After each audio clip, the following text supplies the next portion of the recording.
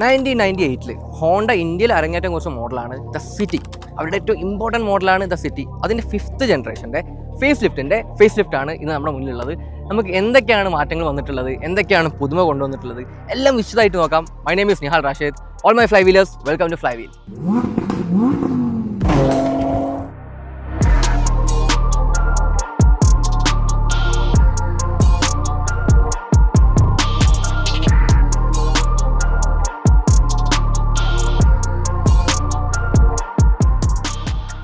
Design Honda സിറ്റിയിൽ ഏറ്റവും വലിയ മാറ്റം വന്നിട്ടുള്ള ഡിസൈൻ്റെ ആസ്പെക്റ്റിൽ തന്നെയാണ്. കാരണം ഇതൊരു ഫേസ് ലിഫ്റ്റാണ്. സോ ഫേസ് തന്നെ നോക്കുകയാണെങ്കിൽ നമുക്ക് ഹോണ്ട ലോഗോ മേലേക്ക് മാറിയിട്ടുണ്ട്. മുന്നേ ഒരു ക്രോം ബിറ്റ് പോകാറുണ്ടായിരുന്നു, അതൊക്കെ എടുത്ത് പോയിട്ടുണ്ട്. ഇപ്പോൾ കംപ്ലീറ്റ്ലി ബ്ലാക്ക് ഔട്ട് ആണ്. നിങ്ങൾക്ക് കാണാം, ഒരു ക്രോം ബിറ്റ് വണ്ടിയിൽ ത്രൂ ഔട്ട് കൊടുത്തിട്ടില്ല ഈ ലോഗോ അല്ലാതെ. സോ ലോഗോ ബോണറ്റിലേക്ക് വന്നിട്ടുണ്ട്. ഇത് സ്റ്റിൽ ബമ്പറുടെ പാട്ട് തന്നെയാണ്. ഇതാണ് ബോണറ്റ്. ഷീറ്റ് മെറ്റലിലൊന്നും കാര്യമായിട്ടുള്ള ചേഞ്ചസ് ഇല്ല, ബട്ട് പ്ലാസ്റ്റിക് പാട്ട് കംപ്ലീറ്റ്ലി മാറിയിട്ടുണ്ട്. നിങ്ങൾക്ക് നോക്കിയാൽ കാണാം, ഇത് കുറച്ചും കൂടി ഫ്രണ്ടിലേക്ക് തള്ളി നിൽക്കുന്ന ടൈപ്പ് ഓഫ് ഡിസൈനാണ്. ഒരു കണക്റ്റഡ് DRL കൊടുത്തിട്ടുണ്ട്. അതുപോലെ തന്നെ പ്രൊജക്ടർ ആയിട്ടുള്ള ഹെഡ് ലാമ്പാണ് കൊടുത്തിട്ടുള്ളത്. ഇവിടെയാണ് നിങ്ങൾ ഇൻഡിക്കേറ്ററും വർക്ക് ചെയ്യുന്നത്. ഇത് തന്നെ DRL ആയിട്ടും ഡുവൽ പർപ്പസ് ആയിട്ട് വർക്ക് ചെയ്യും. ഇതൊരു DRL ആണ്. അഗൈൻ നോക്കുകയാണെങ്കിൽ താഴെ നോക്കുകയാണെങ്കിൽ ഫംഗ്ഷണൽ സ്കൂപ്പ് കൊടുത്തിട്ടുണ്ട്. ഇതിൻ്റെ എയർ ചാനൽ ഫംഗ്ഷനിലാണ്, വെറും ഡിസൈൻ എലമെൻറ്റ് മാത്രമല്ല. ബട്ട് ഈ കറക്റ്റ് കാണുന്ന ബിറ്റ്സൊക്കെ ഒരു ഗ്ലോസ് ബ്ലാക്ക് ബിറ്റാണ്. നിങ്ങൾ ഏത് കളറിൽ ചൂസ് ചെയ്യുകയാണെങ്കിലും ആ ബിറ്റ്സൊക്കെ അതുപോലെ തന്നെ ക്രോമായിട്ട് ബ്ലാക്കിൽ തന്നെ നിൽക്കും. പിന്നെ ഫ്രണ്ടിൽ തന്നെ ടോപ്പിലാണ് നമ്മുടെ എഡാസിൻ്റെ ക്യാമറ സെൻസേഴ്സൊക്കെ കൊടുത്തിട്ടുള്ളത്. ആൻഡ് റഡാറും കാര്യങ്ങളൊന്നും വരുന്നില്ല, വെറും ക്യാമറ ബേസ്ഡ് ആയിട്ടുള്ള എഡാസ് ആണ്. അത് വണ്ടി ഓടിക്കുമ്പോൾ കൂടുതൽ പറഞ്ഞുതരാം. പിന്നെ സൈഡിലേക്ക് നോക്കുകയാണെങ്കിൽ 16 ഇഞ്ചസ് വീലാണ്. കുറച്ചും കൂടി ഒരു വലിയ വീൽ ഉണ്ടായിരുന്നെങ്കിൽ എന്ന് നമ്മൾ വിചാരിക്കും. But okay, it's A good design. പിന്നെ ഇതൊരു പുതിയ ഡിസൈനാണ്. നമുക്ക് ഡാർക്ക് ക്രോം ബിറ്റ്സാണ് കൊടുത്തിട്ടുള്ളത്, ഫ്ലാഷി ആയിട്ടുള്ള ക്രോം ബിറ്റ്സ് ഒന്നുമില്ല. പിന്നെ സൈഡിൽ നമുക്ക് വിൻഡോ ലൈൻസിലൊന്നും ക്രോം ഇല്ല, കംപ്ലീറ്റ്ലി ബ്ലാക്ക് ഔട്ട് ആണ്. ഇപ്പോൾ മിറേഴ്സ് നോക്കുകയാണെങ്കിലും ക്രോം അല്ല. പണ്ട് ഡോർ ഹാൻഡിൽസൊക്കെ ക്രോം വരാണ്ടായിരുന്നു, നോക്കുമ്പോൾ അതും ക്രോം അല്ല. ആൻഡ് ലെങ്ത് നോക്കുമ്പോൾ ഇത് ഈ സെഗ്മെൻറ്റ് തന്നെ ഏറ്റവും ലോങ്ങസ്റ്റ് ആയിട്ടുള്ള സെഡാനാണ്. എത്ര mm-ന് 11 mm ഇത് ഇൻക്രീസ് ചെയ്തിട്ടുണ്ട്. കാരണം ആ ബമ്പറിൽ വരുന്ന ചെറിയൊരു പൊടിക്കുള്ള അനക്കമാണ് അതിന് അവർക്ക് സാധ്യമാക്കിയത്. പിന്നെ റിയറിലേക്ക് വരുമ്പോൾ മുകളിൽ നമുക്കൊരു ഷാർഫിൻ ആൻറ്റിനെ കാണാൻ പറ്റും. ഇവിടെ ഡീഫോഗർ കാണാൻ പറ്റും. താഴെ ഒരു ബൂട്ട് ലിപ്പ് സ്പോയിലർ, ഇത് മുന്നത്തെ ജനറേഷന് വന്നിട്ടുണ്ടായിരുന്നു. ഒരു ബൂട്ട് ലിപ്പ് സ്പോയിലർ നല്ല സ്പോർട്ടി എലമെൻറ്റ് നൽകുന്നുണ്ട്. പിന്നെ നമുക്ക് കാണുന്ന ടെയിൽ ലൈറ്റ്സിലാണ് ഒരു വലിയ മാറ്റം. ഫങ്ഷണലി സെയിം ആണ്, ഡിസൈൻ സെയിം ആണ്, പക്ഷേ അകത്ത് കൊടുത്ത കളേഴ്സ് സ്മോക്ഡ് ആയിട്ടുണ്ട്. പിന്നെ അതുപോലെ തന്നെ നമുക്ക് ഇതൊരു വൈറ്റിൽ കാണാൻ പറ്റും, ക്ലിയർ ലെൻസിൽ. നമ്മുടെ ബ്രേക്ക് ലൈറ്റും ഇതൊക്കെ വരുന്നൊരു DRL-ആണ്. റെഡായിട്ട് ഗ്ലോ ചെയ്യും, ബട്ട് നമുക്ക് രാവിലെ നമുക്ക് ഈ വൈറ്റ് ആയിട്ട് ക്ലിയർ ലെൻസിനെ കാണാൻ പറ്റുന്നത്. ഇവിടെ ഒരു ഡാർക്ക് ക്രോം ബിറ്റ് കൊടുത്തിട്ടുണ്ട്, എവറി കളറിൽ അത് കാണാൻ പറ്റും. അതുപോലെ തന്നെയാണ് താഴെയുള്ള ഈ ഒക്കെ ഡാർക്ക് ക്രോം ആണ്. പിന്നെ ഇത് നമുക്ക് ഒരു ഡിഫ്യൂസർ കൈൻഡ് ഓഫ് എലമെൻറ്റാണ് കൊടുക്കുന്നത്, ഒരു സ്പോർട്ടി ആസ്പെക്റ്റ് കൂട്ടുന്നുണ്ട്. സെഗ്മെൻറ്റിൽ ഏറ്റവും വലിയ ബൂട്ട് തന്നെ നിങ്ങൾക്ക് കിട്ടും ഹോണ്ട സിറ്റി ചൂസ് ചെയ്യുകയാണെങ്കിൽ. But not this variant. നമ്മളെ കയ്യിലുള്ളത് ഹൈബ്രിഡ് ആണ്. അതുകൊണ്ട് ഇവിടെ ബാറ്ററി പാക്ക് വരുന്നതുകൊണ്ട് ഇവിടെ നിങ്ങൾക്ക് ഒരു കംപ്ലീറ്റ് ഒരു പാർട്ടീഷൻ കാണാൻ പറ്റും. അതിന് താഴത്ത് സ്റ്റിൽ ഒരു സ്പെയർ വീൽ കൊടുത്തിട്ടുണ്ട്. സ്പേസ് സേവർ ആണ്, സ്മോൾ സൈസ് ആയിരിക്കും. ജാക്കി കൊടുത്തിട്ടുണ്ട്. ബട്ട് എന്നിരുന്നാലും നിങ്ങളുടെ ബൂട്ടിനകത്ത് ബാറ്ററിയുടെ ഒരു ചെറിയ ബിറ്റ് വരുന്നുണ്ട്. അപ്പോൾ ആ ഒരു സ്പേസ് ഇത്തിരി കോംപ്രമൈസ് ചെയ്യേണ്ടി വരും. സോ ഓവറോൾ നിങ്ങൾക്ക് തീം മനസ്സിലായിട്ടുണ്ടാവും. കംപ്ലീറ്റ്ലി ഒരു ഡാർക്ക് തീമാണ്. ഒരു ഡാർക്ക് എഡിഷൻ എന്നൊക്കെ പറഞ്ഞിട്ട് ബ്രാൻഡ്സ് പിന്നെ കൊണ്ടുവരുന്ന കാര്യം ഹോണ്ട ആദ്യം ചെയ്തിരിക്കുകയാണ്. ഈ ബ്ലാക്ക് കളറും ആദ്യം തന്നെ ഇൻട്രൊഡ്യൂസ് ചെയ്തിരിക്കുകയാണ്. ആൻഡ് പേഴ്സണലി പറയുകയാണെങ്കിൽ എനിക്ക് ബ്ലാക്ക് ഒരുപാട് ഇഷ്ടമായി. ഈ ഡീക്രോം ചെയ്ത കാര്യങ്ങളൊക്കെ ഇഷ്ടമായി. ആൻഡ് അവരും നമ്മുടെ പോലെ കുറച്ച് യങ്ങർ ജനറേഷനാണ് ടാർഗറ്റ് ചെയ്യുന്നത്. ആൻഡ് വൈബ് എന്നാണ് അവർ ഈ പുതിയ ഫേസ് ലിഫ്റ്റിനെ വിളിക്കുന്നത്. മേ ബി കുറച്ച് യങ്ങർ ജനറേഷൻ ആയിരിക്കും ടാർഗറ്റ് ചെയ്യുന്നത്. നിങ്ങളുടെ അഭിപ്രായം എന്താണെന്ന് താഴെ കമൻസിൽ അറിയിക്കുക. നിങ്ങൾക്ക് ഫ്രണ്ടാണോ ഇഷ്ടത്, ബാക്ക് ആണോ ഇഷ്ടമായത്? ഇനി നിങ്ങൾക്ക് ഇറ്റ്സ് ഓക്കെ അല്ലെങ്കിലോ താഴെ കമൻസിൽ എന്തായാലും അറിയിക്കുക. അതോ നിങ്ങൾക്ക് ഇഷ്ടപ്പെട്ടോ താഴെ കമൻസിൽ എന്തായാലും അറിയിക്കുക. ഇനി ഇൻറ്റീരിയേഴ്സ് നമുക്ക് അകത്ത് നിന്ന് വിശദമായിട്ട് നോക്കാം.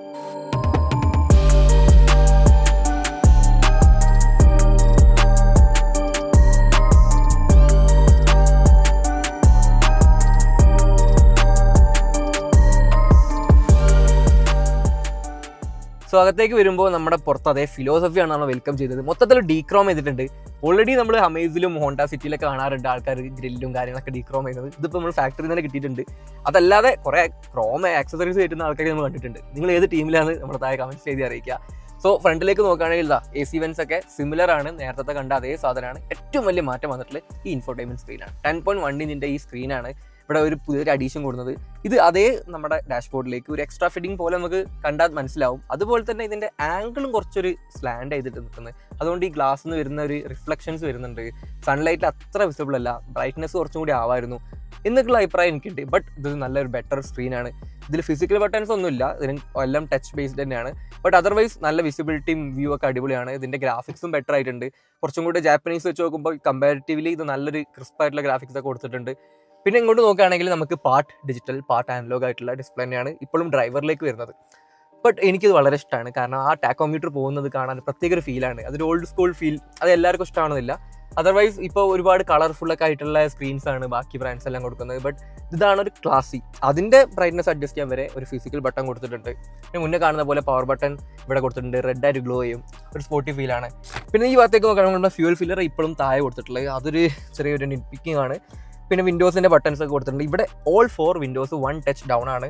സോ അത് നല്ലൊരു ഫീച്ചറാണ്. അതേപോലെ വിൻഡോസും കുറച്ച് UV കട്ട് ഉണ്ട്. ഓവറോൾ ക്വാളിറ്റി നോക്കുകയാണെങ്കിൽ നിങ്ങൾക്ക് കാണാൻ പറ്റും ഇവിടെ ചെറിയൊരു മൂവ്മെൻറ്റ് വരുന്നുണ്ട്. സോ ഇത് അത്ര ക്വാളിറ്റി ഇല്ല. നമുക്ക് ഒരു ഹാർഡ് പ്ലാസ്റ്റിക്സ് തന്നെയാണ്. ബട്ട് ഇതൊക്കെ ഹാർഡ് വെയറിംഗ് ആണ്. കുറേ കാലം ലാസ്റ്റ് ചെയ്യും. അങ്ങനെ കേട് വന്ന് പോകുന്ന ഒരു വിഷയം വരില്ല. പിന്നെ സോഫ്റ്റ് ടച്ച് പാനൽസ് ഇവിടെയും കൊടുത്തിട്ടുണ്ട്. ഇവിടെ ഒരു പുതിയൊരു എലമെൻറ്റ് കൊടുത്തിട്ടുണ്ട്. ഒരു സിൽവർ ഫിനിഷിൽ കൊടുത്തിട്ടുണ്ട്. ഇവിടെ കുഞ്ഞൊരു ആംബിയൻ ലൈറ്റ് അവിടെയും സ്ക്രീനിൻ്റെ താഴെയും ഒരു വര കൊടുത്തിട്ടുണ്ട്, ആംബിയൻ ലൈറ്റ് ഇൻക്ലൂഡ് ചെയ്യാൻ വേണ്ടിയിട്ട്. അതേപോലെ ഫുഡ് വെല്ലും കൊടുത്തിട്ടുണ്ട്. ഇനി സീറ്റ്സിലേക്ക് നോക്കുകയാണെങ്കിൽ ഒരു ഫീച്ചർ മിസ്സിംഗ് ഔട്ടാണ്. അതായത് ഇലക്ട്രോണിക്കലി അഡ്ജസ്റ്റബിൾ ആയ സീറ്റ്സ് അല്ല. ബട്ട് ഇത്തവണ വെന്റിലേഷൻ വന്നിട്ടുണ്ട്. സോ സീറ്റ്സ് പെർഫറേറ്റഡ് ആണ്, നല്ല വെന്റിലേറ്റഡ് ആണ്. പ്രിറ്റി മച്ച് നല്ല ഫംഗ്ഷനിങ് ആണ്. അധികം ലൗഡ് സൗണ്ട് ഒന്നും ഉണ്ടാക്കുന്നില്ല. ബട്ട് മുന്നേ ബേജ് ആയിരുന്നു, ഇപ്പോൾ വൈറ്റ് സീറ്റ്സ് ആയിട്ടുണ്ട്. അപ്പോൾ നമ്മുടെ ഇന്ത്യൻ കണ്ടീഷനിൽ എത്ര കാലം ഇങ്ങനെ വൈറ്റ് ആയിട്ട് നിൽക്കുന്നു അറിയില്ല, ചെക്ക്ഔട്ട് ചെയ്യണം. പിന്നെ സൺറൂഫ് നോക്കുകയാണെങ്കിൽ സിംഗിൾ പെയിൻ ആണ്, സെഡാൻ അല്ലേ, സിംഗിൾ പെയിൻ ഇസ് ഇനഫ്. പിന്നെ ഇവിടെ LED ലൈറ്റ്സ് തന്നെ കൊടുത്തിട്ടുണ്ട്, വൈറ്റ് ലൈറ്റ്. അതർവൈസ് ഇവിടെ ഡ്രൈവർക്ക് ഒരു മിറർ കൊടുത്തിട്ടുണ്ട്. അതുപോലെ തന്നെ പാസഞ്ചറിനും കൊടുത്തിട്ടുണ്ട്. ഇനി ബാക്കി കാര്യങ്ങൾ ബാക്കിൽ നോക്കാം. അതിന് മുന്നേ ഒരു കാര്യം കൂടി ഉണ്ട്. ഇപ്പോൾ വയർലെസ് ചാർജർ ഇൻ്റഗ്രേറ്റർ ആണ് നമ്മുടെ ഹൈബ്രിഡിൽ ഇങ്ങനെ വരുന്നത്. നിങ്ങൾ നോർമൽ പെട്രോളാണ് എടുക്കുന്നുണ്ടെങ്കിൽ ഇപ്പോഴും കപ്പ് ഹോൾഡർ ഒരു ആക്സസറി ആയിട്ടാണ് വരുന്നത്. ഹൈബ്രിഡ് ആണെങ്കിൽ ഇങ്ങനെ നീറ്റ്ലി ഇൻ്റഗ്രേറ്റഡ് ആണ്, കപ്പ് ഹോൾഡർ നിങ്ങൾക്ക് കിട്ടും. പിന്നെ ഓട്ടോമാറ്റിക് ആണ് ഹൈബ്രിഡിന് വരുന്നത്. CVT ഗിയർ ബോക്സ് ആണ് ഹൈബ്രിഡിന്. ഈ CVT നോർമലാണെങ്കിൽ നോർമൽ CVT. ഇവിടെ എക്കോയുടെ ബട്ടൺ വരുന്നുണ്ട്. പിന്നെ ഇപ്പോൾ അവർ ഒരു C type charging port add ചെയ്തിട്ടുണ്ട്. മുന്നേ വെറും USB ആയിരുന്നു. ഇപ്പോൾ ഒരു C ടൈപ്പ് ഒരു USB രണ്ടും ഉണ്ട്. പിന്നെ നോർമൽ 12 വോൾട്ട് അതും ഉണ്ട്. സോ നിങ്ങൾക്ക് ഇഷ്ടംപോലെ ഓപ്ഷൻസ് ഉണ്ട്. പിന്നെ ഈ ഹൈബ്രിഡിൻ്റെ കൂടെ നമുക്ക് ഓട്ടോ ഹോൾഡ് ഫംഗ്ഷൻ വരുന്നുണ്ട്. കാരണം ഒരു ഇലക്ട്രോണിക് പാർക്കിംഗ് ബ്രേക്ക് ഉള്ളതുകൊണ്ടാണ് ഈ ഫീച്ചർ ആഡ് ചെയ്യാൻ പറ്റിയത്. അത് സിറ്റിയിലൊക്കെ വളരെ യൂസ്ഫുൾ ആണ്. നമ്മുടെ റൈറ്റ് ലെഗിന് വേദന ഇല്ലാതെ യൂസ് ചെയ്യാൻ വളരെ ഹെൽപ്ഫുൾ ആണ്. ഈ റിയറിൽ നോക്കുകയാണെങ്കിൽ ഇവിടെ നമുക്ക് വൈറ്റ് ലൈറ്റ്സ് വരുന്നുണ്ട്, റീഡിംഗ് ലാമ്പ്. പിന്നെ ഇവിടെ നമ്മുടെ പോക്കറ്റ്സ് കുറച്ച് ഷാലോ ആണ്, അത്ര ഡീപ്പല്ല. അതുപോലെ മുന്നേ ഒരു ഫോൺ ഹോൾഡർ ഉണ്ടായിരുന്നു, ചെറിയൊരു പോക്കറ്റ് കൊടുക്കാറുണ്ടായിരുന്നു. അങ്ങനെ പാർട്ടീഷൻ ഇപ്പോൾ കാണുന്നില്ല. അതർവൈസ് 2 AC വെൻസ് വരുന്നുണ്ട്, 2 C ടൈപ്പ് ചാർജിങ് പോർട്ട് വരുന്നുണ്ട്. അതുപോലെ തന്നെ നമുക്ക് ബാക്കിൽ ബ്ലൈൻഡ്സും വരുന്നുണ്ട്. ഇത് ഹൈബ്രിഡിൽ മാത്രമേ ഉള്ളൂ എന്നാണ് എൻ്റെ വിശ്വാസം. അതൊന്ന് ചെക്ക് ചെയ്യേണ്ടതുണ്ട്. സോ ഇത് നല്ലൊരു ഫീച്ചറാണ്. ഇപ്പോഴത്തെ നമ്മുടെ കണ്ടീഷൻസിൽ അത്രയും വെയിലാണല്ലോ. ബട്ട് ഈ ഹാൻഡ് റെസ്റ്റ് ഇപ്പോഴും പുഷ്പ സ്റ്റൈലാണ്. അതായത് ഒരു കൈ താഴെയും ഒരു മേലെയും വെക്കേണ്ട അവസ്ഥയാണ്. ഇത് എന്തുകൊണ്ടാണ് ഹോണ്ട മാത്രം ഇങ്ങനെ ചെയ്യുന്ന അറിയില്ല. ഇത് ഇവിടെയാണ് നിൽക്കേണ്ടത്, കുറച്ച് താഴെയാണ് കിടക്കുന്നത്. അതുപോലെ മിഡിലിൽ ചെറിയൊരു ഹമ്പ് ഉണ്ട്. ബട്ട് ഇവിടെ ഹമ്പില്ല. ഇവിടെ ടണൽ അത്യാവശ്യം ഫ്ലാറ്റ് ആണ്. ഇവിടെ ഇരിക്കുന്ന ആൾക്ക് കുറച്ചൊരു പിള്ളേർക്കായിരിക്കും കുറച്ചുകൂടി കംഫർട്ടബിൾ. ബാക്കി ലെഗ് സ്പേസ് നോക്കുകയാണെങ്കിൽ വളരെയധികം ലെഗ് സ്പേസ് ഉണ്ട്. ഈ സെഗ്മെന്റ് തന്നെ വൺ ഓഫ് ദ ബെസ്റ്റ് ആണ്, അതിലൊരു ഡൗട്ടും ഇല്ല. മുന്നേയും സിറ്റി ബെസ്റ്റ് ആയിരുന്നു, ഇപ്പോഴും ക്ലാസ് ലീഡിംഗ് ആയിട്ടുള്ള ലെഗ് സ്പേസ് ഉണ്ട്. ആൻഡ് റിയർ കംഫർട്ട് റിക്ലൈനിങ് കാര്യങ്ങളൊന്നുമില്ല. But this is the best position. ബാക്കിൽ നിന്ന് ട്രാവൽ ചെയ്യുകയാണെങ്കിൽ നിങ്ങൾക്ക് യാതൊരു കംപ്ലൈൻറ്റും ഉണ്ടാവില്ല. ഈ ഹാൻഡ് റെസ്റ്റ് ഉള്ളൂ.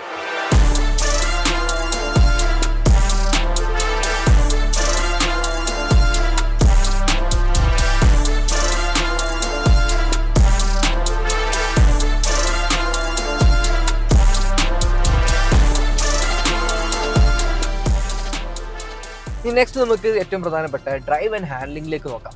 ഇതിൽ വന്നിരിക്കുന്ന എഞ്ചിൻ 1.5 IV ടെക് എഞ്ചിനാണ്. അതായത് ഇതിൻ്റെ മുന്നത്തെ ഫേസ് ലിഫ്റ്റിലും അതിൻ്റെ മുന്നത്തെ ജനറേഷനിലും സിറ്റിയിൽ വന്ന സെയിം എഞ്ചിൻ തന്നെയാണ്. ബട്ട് ഒബ്വിയസ്ലി നമുക്ക് BS6ഉം അങ്ങനത്തെ കുറേ അപ്ഡേറ്റ്സും കാര്യങ്ങളൊക്കെ വന്നിട്ടുണ്ട്. അതുപോലെ എമിഷൻ നോബ്സ് നമുക്കറിയാമല്ലോ. BS6ന്റെ മുന്നേ E20 ഫ്യൂവലിന് മുന്നേ റെഡി ആക്കിയിട്ടുള്ളതാണ് ഹോണ്ട ഈ എഞ്ചിൻ. മേ ബി E30ക്കും ചിലപ്പോൾ ഇത് റെഡി ആയിരിക്കും, പറയാൻ പറ്റില്ല. സോ ഹോണ്ട ആ കാര്യത്തിലൊക്കെ അടിപൊളിയാണ്. One of the best petrol engine manufacture ആണ്. ബട്ട് മിസ് ചെയ്യുന്ന കാര്യം വേറൊരു ടർബോ പെട്രോളോ ഡീസലോ അങ്ങനത്തെ ഒരു എഞ്ചിൻ ഓപ്ഷൻസ് തന്നെയാണ്. അത് വലിയൊരു മിസ് ഔട്ട് തന്നെയാണ്. ഇപ്പോൾ സെഗ്മെന്റിൽ നോക്കുകയാണെങ്കിൽ ഹൈബ്രിഡ് വേറെ ആർക്കും ഇല്ല. യെസ്, ടു ബി ഫ്രാങ്ക് അതൊരു ഫാക്റ്റ് ആണ്. അതുപോലെ തന്നെ ഇത്രയും ഫ്യൂൽ എഫിഷ്യൻസി പെട്രോളിൽ വേറെ ആർക്കും തരാൻ പറ്റില്ല, കാരണം ഹൈബ്രിഡ് ഉള്ളതുകൊണ്ട്.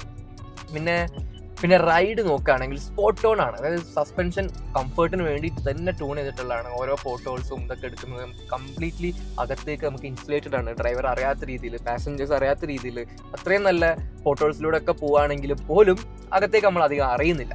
അപ്പോൾ that is A very good feature. അതുപോലെ തന്നെയാണ് നമ്മുടെ ഹാൻഡ്ലിങ്ങിൻ്റെ കാര്യം നോക്കുകയാണെങ്കിലും മുന്നേ സിറ്റി വെരി ഗുഡ് ഹാൻഡ്ലിംഗ് ആണ്, ഇപ്പോഴും അത് തന്നെയാണ്. ബോഡി റോൾ ഒന്നുമില്ല. നമ്മൾ ആട്ടി ഒലച്ചാൽ പോലും വളരെ മിനിമലായിട്ടുള്ള ബോഡി റോളുള്ളൂ. പിന്നെ സിഡാൻ്റെ ക്യാരക്ടേഴ്സ് ഉണ്ട്, അതൊക്കെ ഇതിൽ നിലനിൽക്കുന്നുണ്ട്. പിന്നെ സ്റ്റിയറിംഗ് നോക്കുകയാണെങ്കിലും വളരെ ഡയറക്റ്റ് ആയിട്ടുള്ള നല്ല ക്രിസ്പായിട്ടുള്ള സ്റ്റിയറിംഗ് ആണ്. കുറച്ച് വെയിറ്റ് ഫീൽ ചെയ്യുന്നുണ്ട്. പിന്നെ സ്റ്റിയറിങ്ങിൻ്റെ സൈസ് പോലും കറക്റ്റാണ്, ലെതർ റാപ്ഡ് ആണ്. പിന്നെ പെർഫറേറ്റഡ് ഒന്നുമല്ല, but this is very good. പിന്നെ ഇവിടെ 2 ബ്ലാങ്ക് ബട്ടൺസ് വരുന്നുണ്ട്, അതിൻ്റെ OCD കുറച്ച് ട്രിഗർ ചെയ്യുന്നുണ്ട്. അതുപോലെ തന്നെ വോളിയം ബട്ടനാണ്. ഇവിടെ റോളർ കൊടുത്തിട്ടുള്ളത് നമ്മുടെ സ്ക്രീനിന് വേണ്ടിയിട്ടാണ്, അതും എൻ്റെ OCD ട്രിഗർ ചെയ്യുന്നുണ്ട്. ബട്ട് ഓൾ ദ പുതിയ ഹോണ്ടാസ് ഇങ്ങനെ തന്നെയാണ്. പിന്നെ നോക്കുകയാണെങ്കിൽ നേരത്തെ ഞാൻ പറഞ്ഞു ഇത് ഹൈബ്രിഡ് ആയതുകൊണ്ട് തന്നെ മാനുവൽ ഹാൻഡ് ബ്രേക്ക് അല്ല വരുന്നത്, ഒരു ഇലക്ട്രോണിക് ഹാൻഡ് ബ്രേക്ക് വരുന്നുണ്ട്. അതിൻ്റെ ഒപ്പം തന്നെ ഓട്ടോ ഹോൾഡ് ഫംഗ്ഷൻ വരുന്നുണ്ട്. ഓട്ടോ ഹോൾഡ് വെരി യൂസ്ഫുൾ ഫീച്ചറാണ്. സിറ്റിയിലൊക്കെ നമുക്ക് പോകുമ്പോൾ ജസ്റ്റ് കാല് റെസ്റ്റ് ചെയ്യാൻ വേണ്ടിയിട്ട് നല്ല യൂസ്ഫുൾ ആണ്. ബട്ട് മാനുവൽ ഹാൻഡ് ബ്രേക്കാണ് എനിക്കിഷ്ടം. അപ്പോൾ രണ്ടിൻ്റെ ഇടയിൽ ഒന്നേ കിട്ടുള്ളൂ, രണ്ടും കൂടി കിട്ടത്തില്ല. പിന്നെ ഫിസിക്കൽ ബട്ടൺസ്, ഓരോ ഫീച്ചർ ഹോണ്ട ആഡ് ചെയ്യുമ്പോഴും അതിൻ്റെ കൂടെ ഒരു ബട്ടൺ ആഡ് ചെയ്യും. ഇപ്പോൾ വയർലെസ് ചാർജിന് ഇവിടെ ഒരു ബട്ടൺ ഉണ്ട്, അതുപോലെ തന്നെ സീറ്റ് വെന്റിലേഷൻ ഇവിടെ ബട്ടൺ ഉണ്ട്. പുതിയ 360 ക്യാമറ ആഡ് ചെയ്തു, അതിനൊരു ബട്ടൺ കൊടുത്തിട്ടുണ്ട്. ഇവിടെ ലൈൻ കീപ്പ് അസിസ്റ്റന്റ് ഇവിടെ കൊടുത്തിട്ടുണ്ട്. Like everywhere there is A physical button. നിങ്ങൾ സീസണൽ ആയിട്ടുള്ള ഒരു ഡ്രൈവറാണ്, ഒരുപാട് വണ്ടീസ് എക്സ്പീരിയൻസ് ചെയ്തിട്ടുള്ള ആളാണ്, അല്ലെങ്കിൽ നിങ്ങൾ കുറച്ച് മെച്യൂർ ആയിട്ടുള്ള കുറച്ച് പ്രായം ചെന്നിട്ടുള്ള ഒരു ഡ്രൈവറാണ് എന്നുണ്ടെങ്കിൽ നിങ്ങൾക്ക് ടച്ച് സ്ക്രീനും ഇതൊക്കെ വളരെ കൺഫ്യൂസിംഗ് ആയി തോന്നും. ഈവൻ നമുക്ക് പോലും, എനിക്ക് പോലും ടച്ച് സ്ക്രീനിൽ എല്ലാ കാര്യങ്ങളും കൊടുക്കുന്നത് ഇഷ്ടമല്ല, ഭയങ്കര അനോയിങ് ആണ്, അതൊരു ഹൈടെക് തലവേദനയാണ്. ഇതിൽ ആ കാര്യം സോർട്ടഡ് ആണ്. എല്ലാത്തിനും നല്ല സ്മൂത്ത് ആയിട്ടുള്ള റൊട്ടേറ്റിംഗ് നോബ്സ്, നേരത്തെ ഞാൻ പറഞ്ഞ പോലെ തന്നെ അത് ഭയങ്കര സാറ്റിസ്ഫൈങ് ആണ് സത്യം പറഞ്ഞാൽ. പിന്നെ മറ്റേ ആഡ് ഓൺ ഫീച്ചേഴ്സാണ് ഫ്രണ്ടിലെ DRL. കുറേ ആൾക്കാർക്ക് ഇഷ്ടപ്പെട്ടിട്ടില്ല, കുറേ ആൾക്കാർക്ക് ഇഷ്ടമായിട്ടുണ്ട്. എന്തായാലും മിഡിൽ പാർട്ട് നിങ്ങൾക്ക് ഓഫ് ചെയ്യാൻ പറ്റും. നിങ്ങൾ ഓട്ടോയിൽ ഇടുകയാണെങ്കിൽ അത് രാവിലെ ഒന്നും ഓൺ ആവില്ല. നമ്മൾ ഇതിൽ പാർക്ക് ലൈറ്റ്സ് ഇട്ടാൽ മാത്രമേ രാവിലെ അത് ഓൺ ആകാൻ പറ്റുള്ളൂ, അല്ലെങ്കിൽ അത് ഓഫ് ആയിരിക്കും.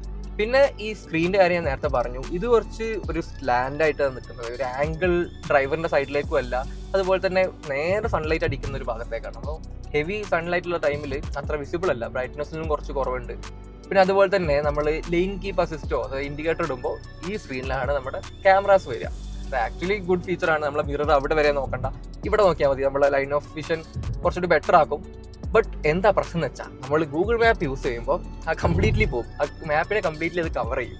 അപ്പോൾ നമുക്ക് പെട്ടെന്ന് നമ്മൾ ഏത് ടേണിങ്ങിൻ്റെ ഇടയിലാണ് നോക്കുന്നതെങ്കിൽ അതൊരു ബുദ്ധിമുട്ടുള്ള കാര്യമാണ്.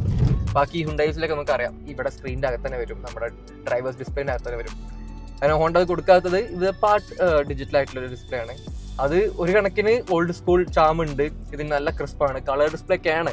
ബട്ട് സ്റ്റിൽ അവരത് ചെയ്യാത്തത് എന്തുകൊണ്ടാണ് അറിയില്ല. ബട്ട് ബാക്കി ഫീച്ചേഴ്സ് ഒക്കെ ഇതിൽ കൊടുക്കുന്നത് ക്രിസ്പായിട്ടാണ്. നമ്മുടെ ഹൈബ്രിഡ് ബാറ്ററി ചാർജ് ചെയ്യുന്നതും നമ്മുടെ RPM റൈസ് ചെയ്യുന്നതും എല്ലാം ഇവിടെ കാണാൻ പറ്റും. ടാക്കോമീറ്റർ ഒക്കെ ആ ഓൾഡ് സ്കൂൾ ഫീൽ ഉണ്ടല്ലോ, അതിപ്പോഴും നല്ല ക്രിസ്പായിട്ട് കൊടുത്തിട്ടുണ്ട്. ഈവൻ ഡിജിറ്റൽ ആയിട്ടുള്ളതും ആനലോഗ് ആയിട്ടുള്ളതും കളർ മാച്ചും ചെയ്തിട്ടുണ്ട്. ഒന്നും ഇങ്ങനെ ഉദിച്ചു നിൽക്കുന്ന കളറോ ഒന്നുമല്ല, വളരെ നീറ്റ്ലി ഇൻറ്റഗ്രേറ്റഡ് ആണ്. അതൊക്കെ well hats off to Honda.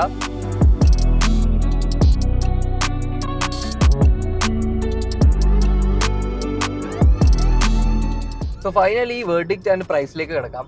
So ഈ സെഗ്മെന്റിൽ നോക്കുകയാണെങ്കിൽ നമുക്ക് കോമ്പറ്റീഷനിലും ആകെ കുറച്ച് കാസേ ഉള്ളൂ. കാരണം ഈ സെഗ്മെന്റ് തന്നെ ഷ്രിങ്ക് ചെയ്യാണ്. കുറേ കാലം വളരെ ചുരുക്കം കാർസ് ഉള്ളായിരുന്നു, സിറ്റി മാത്രമുള്ളായിരുന്ന ടൈമൊക്കെ ഉണ്ടായിരുന്നു. കാരണം 3 ഡെക്കേഡായിട്ട് സിറ്റി ഹോണ്ട വിൽക്കുന്നുണ്ട്. കാരണം അവരുടെ ഫസ്റ്റ് നെയിം പ്ലേറ്റ് ആണ്, അവിടെ ആരംഭം കുറിച്ചിട്ടുള്ള വണ്ടിയാണ്. ആൻഡ് സ്റ്റിൽ ഇപ്പോഴും അത് വിറ്റുകൊണ്ട് നിൽക്കുന്നുള്ളത് വലിയൊരു കാര്യം തന്നെയാണ്. ബട്ട് നമ്മൾ കുറച്ചുകൂടി ചേഞ്ചസ് ഒക്കെ പ്രതീക്ഷിച്ചിട്ടുണ്ടായിരുന്നു ഹോണ്ടയുടെ ഭാഗത്തുനിന്ന്. ബട്ട് അതൊക്കെ അസൈഡ്, കോമ്പറ്റീഷനിൽ നോക്കുകയാണെങ്കിൽ ടർബോ ചാർജ് പെട്രോൾസ് ഉണ്ട്, പിന്നെ പ്രൈസൊക്കെ സിമിലർ ആണ്. പിന്നെ ഇതിൽ നമുക്ക് ഹൈബ്രിഡ് ആണ് the key selling factor. 253 Nm ആണ് നമ്മുടെ ഹൈബ്രിഡ് വരുന്നത്. And that is very good. പവറിൽ ചെറിയൊരു ഡിപ്പ് ഉണ്ട്, 109 PS മാത്രമേ ഉള്ളൂ പവർ നോക്കുകയാണെങ്കിൽ. പക്ഷെ മറ്റേത് 121 PS ഉണ്ട് നിങ്ങളുടെ നോർമൽ പെട്രോൾ നോക്കുകയാണെങ്കിൽ. ബട്ട് ആ ഒരു പവറിൻ്റെ ഡിപ്പൊക്കെ ഇതിൻ്റെ ടോർക്ക് ഈസിലി കവർ ചെയ്യുന്നുണ്ട്. Torque is very good.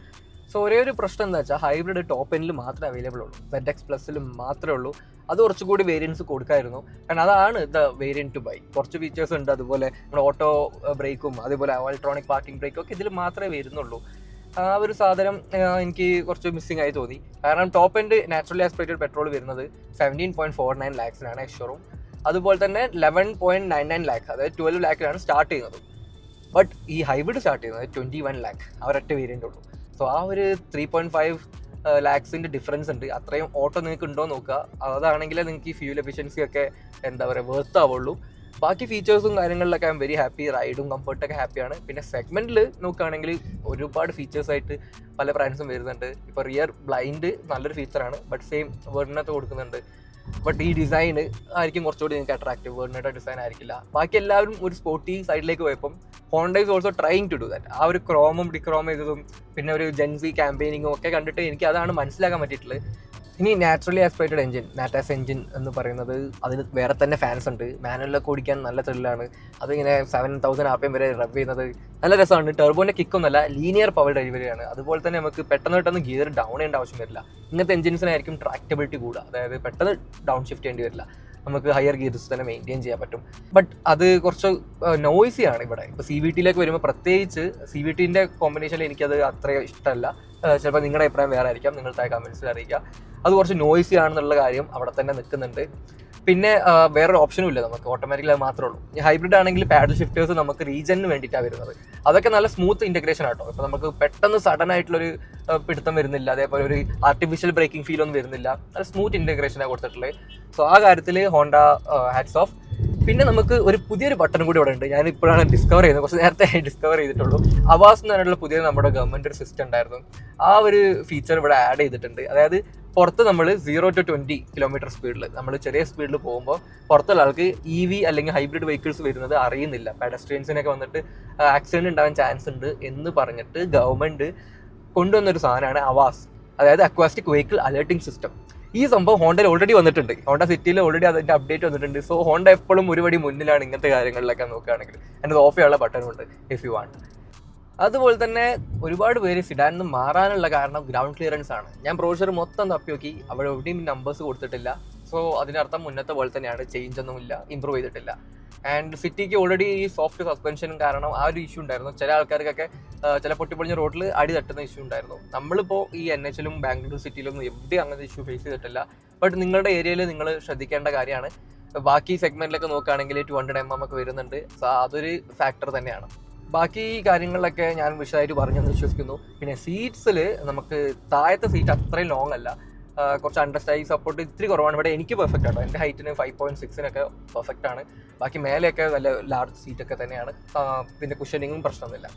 So finally conclude ചെയ്യുകയാണെങ്കിൽ എനിക്ക് നെറ്റിപ്പിക്കാനായിട്ട് ഈ ക്യാമറയുടെ ക്വാളിറ്റി മാത്രമായിരുന്നു ഒരു പ്രശ്നം ഉണ്ടായിരുന്നത്. പിന്നെ നേരത്തെ പറഞ്ഞ പോലെ എഞ്ചിൻ ഓപ്ഷൻസിൻ്റെയും CVT ഗിയർ ബോക്സിൻ്റെയും ഒരു പ്രശ്നം. അതർവൈസ് ബാക്കിയെല്ലാം വിശദമായിട്ട് കൺക്ലൂഡ് ചെയ്തെന്ന് വിശ്വസിക്കുന്നു. എന്തെങ്കിലും കുറവുകളുണ്ടോ, എന്തെങ്കിലും ഡൗട്ട് ഉണ്ടെങ്കിൽ താഴെ കമൻസിൽ ചോദിക്കാവുന്നതാണ്. I will also try to improve. And my name is Nihal Rashid. All my flywheelers, stay safe and enjoy wheeling.